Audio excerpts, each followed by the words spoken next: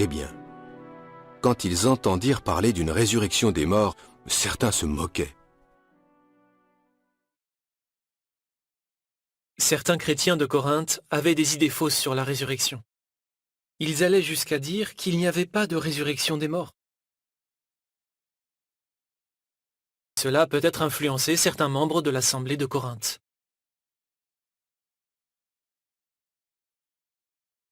Pour d'autres chrétiens de cette ville, la résurrection était à prendre au sens symbolique. Ils pensaient qu'une personne était considérée comme morte parce qu'elle commettait des péchés, et qu'elle revenait à la vie quand elle devenait chrétienne et que ses péchés étaient pardonnés.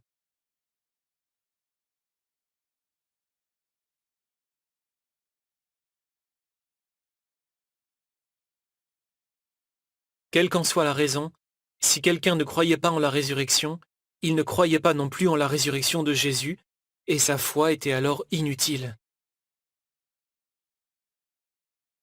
En effet, si Dieu n'avait pas ressuscité Jésus, cela voulait dire que la rançon n'avait pas été payée, et que les péchés des humains n'étaient pas pardonnés.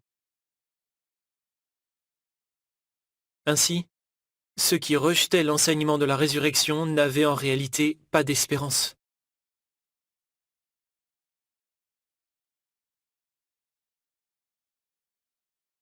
Paul, lui, savait très bien que Jésus avait été relevé d'entre les morts.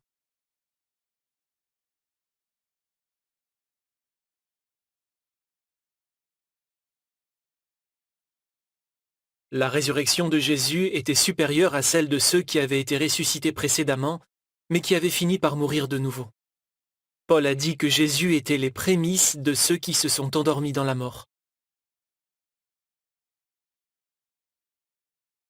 En effet, il a été la première personne à être ressuscité en tant qu'esprit et le premier humain à monter au ciel.